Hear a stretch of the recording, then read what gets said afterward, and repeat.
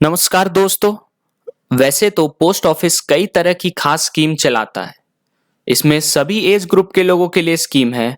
और अगर आप इस कोरोना क्राइसिस में पैसा लगाने का प्लान बना रहे हैं तो आप कुछ ही सालों में लखपति बन सकते हैं। पोस्ट ऑफिस की सीनियर सिटीजन सेविंग स्कीम में इन्वेस्टर्स को 7.4% की रेट से ब्याज मिलता है, जो कि क्वार्टरली सेट होता है। ये ब्याज दर 7.4% अभी अक्टूबर से दिसंबर 2020 तक लागू है। तो आइए बात करते हैं इस स्कीम के बारे में, जो 5 सालों में आपको 14 लाख रुपए दिलवा सकता है। सीनियर सिटीजन्स को अपने इन्वेस्टमेंट को लेकर काफी चिंता होती है, क्योंकि वो अपने जिंदगी के ऐसे पड़ाव में होते हैं जहां वे अधिक रिस्क नहीं लेना चाहते। इसलिए वे सेफ एंड सिक्योर इन्वेस्टमेंट का विकल्प चयन करते हैं। पोस्ट ऑफिस के इस स्कीम में एलिजिबल कौन कौन है, आइए पहले ये देखते हैं। जो भी 60 साल से अधिक है और इंडियन सिटीजन है, वे ही ये स्कीम के अंतर्गत अकाउंट खुलवा सकते हैं। हालांकि जिन लोगों ने वीआरएस लिया हुआ है वो लोग भी इस स्कीम में 60 साल के पहले अकाउंट खुलवा सकते हैं, बाकायदा उनका साल 55 ईयर्स और उसके बाद वीआरएस लिया हुआ हो। और प्लस वो जब अकाउंट ओपन करवाएंगे तो with in 1 month of retirement benefits उनको बताना होगा। दूसरा है कि रिटायर्ड पर्सनल जो भी डिफेंस सर्विसेज के हैं वो भी एलिजिबल है अकाउंट ओपन करने के लिए on attaining of 50 years of age, plus इनके साथ भी कुछ कंडीशंस है। तो हम लोग जान लेते हैं एक एक करके कि क्या बेनिफिट्स है इस स्कीम के बारे में। पहला बात तो ये 1 टाइम इन्वेस्टमेंट है।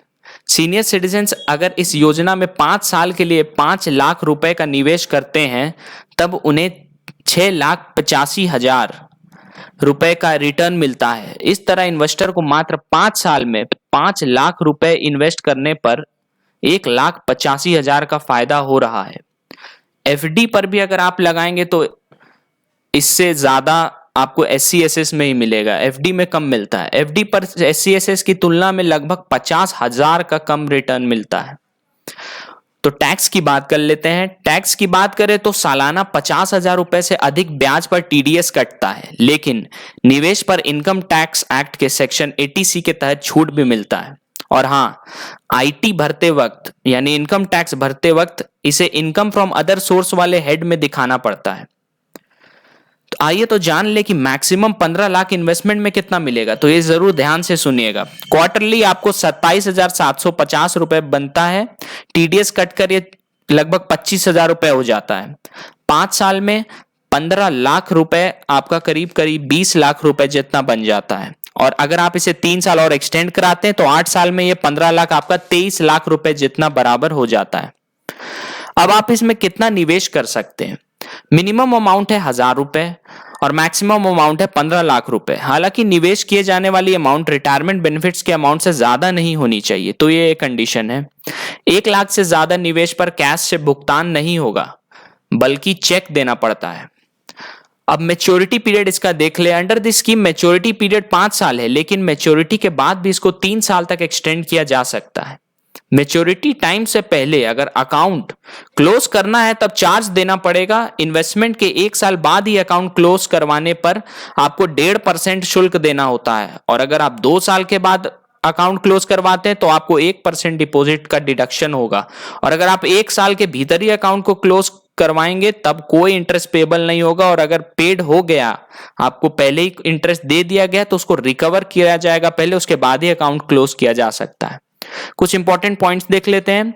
नॉमिनेशन फैसिलिटी अवेलेबल है इस अकाउंट को ओपन करने और क्लोज दोनों टाइम। अकाउंट को एक पोस्ट ऑफिस से दूसरे पोस्ट ऑफिस भी ट्रांसफर कर सकते हैं।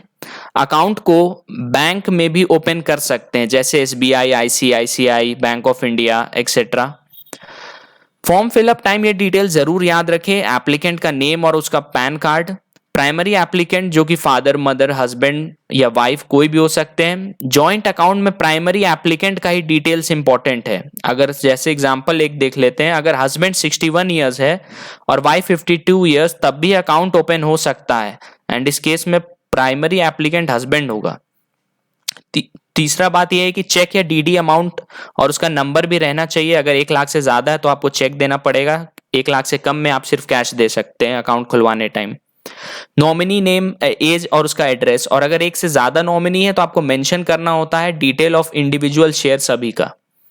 केवाईसी डॉक्यूमेंट्स आपके पास हैंडी होना चाहिए, जैसे age proof, ID proof, address proof और चेक जो भी डिपॉजिट अमाउंट का रहेगा 1 लाख से ज्यादा के केस में।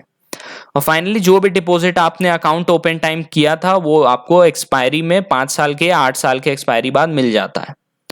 उम्मीद करता हूं आपको ये वीडियो पसंद आया होगा। अगर आया then please like, share and subscribe this channel future investment, और इस चैनल से जुड़े रहिएगा ताकि आगे मैं और भी वीडियोस आपके लिए लाऊं। Thank you.